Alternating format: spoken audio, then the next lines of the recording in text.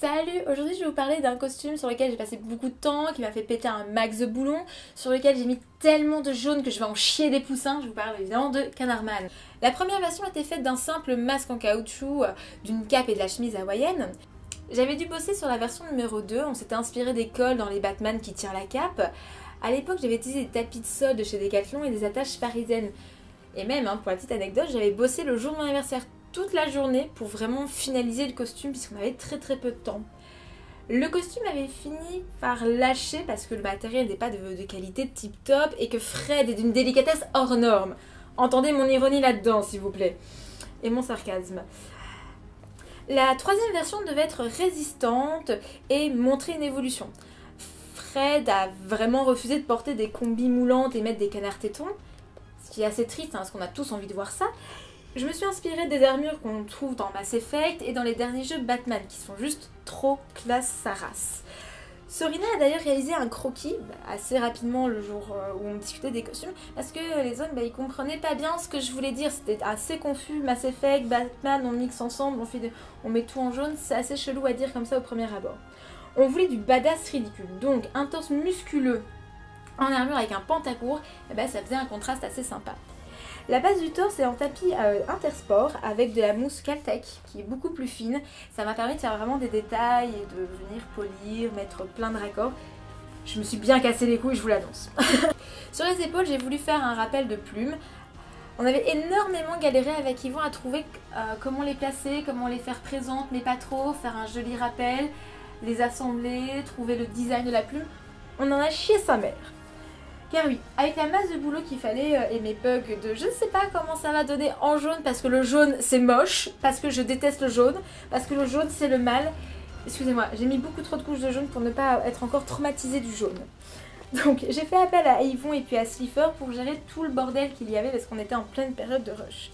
Je me suis d'ailleurs amusée à mettre des rappels des plumes sur les épaulettes.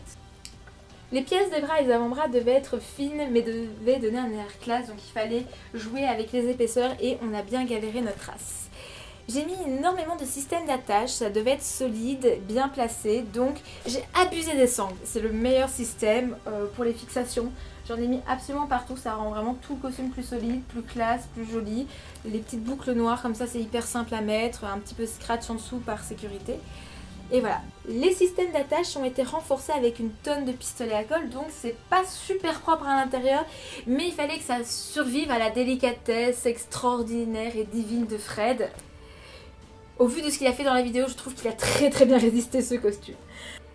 Tant que je parle des attaches, je vais vous montrer le système de la cape, qui est faite en toile cirée jaune, doublée de coton jaune, avec un biais jaune cousu à la main.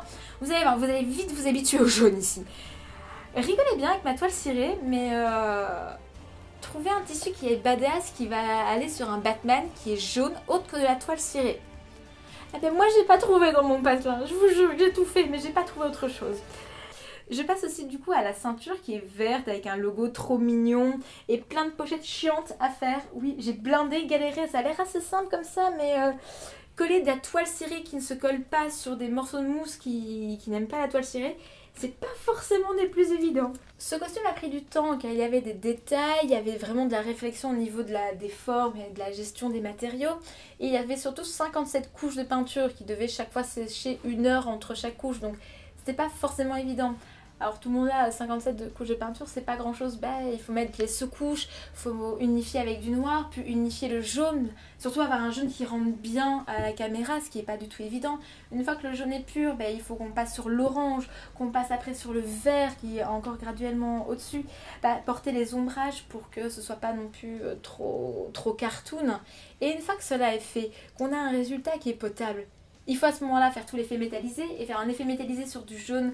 Ça se voit pas énormément comme ça sur le mannequin, mais c'est très compliqué à faire parce qu'il faut mettre de l'argenté, puis remettre du doré pour atténuer l'argenté, et puis remettre de l'argenté au-dessus, etc. jusqu'au moment où on obtient un bord assez sympa avec un petit côté usure et sali. Parce que oui, j'ai passé énormément de temps à avoir un costume qui est propre pour finir par le salir. Donc, moi j'ai envie de dire, j'ai pu me venger. Et ça c'est le plus beau quand même, c'est que lors du tournage, j'ai m'éclaté à lui pincer la peau du poignet avec cette sangle magnifique qui est un poil trop petite. Donc j'ai pu me venger et ça me fait énormément plaisir. Et là ça va. J'ai atterri sur le je t'en ferai la peau. Ah, ici. Voilà. Je t'en ferai la peau. Ah, ici. Voilà. Je t'en ferai la peau. Ah, ici. Voilà.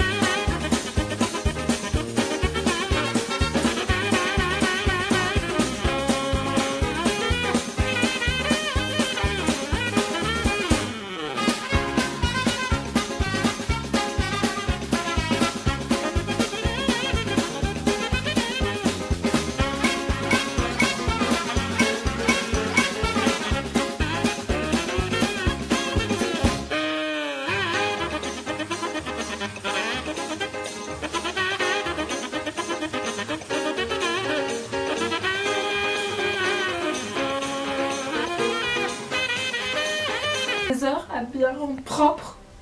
Sauvez-moi. J'ai envie de faire ça.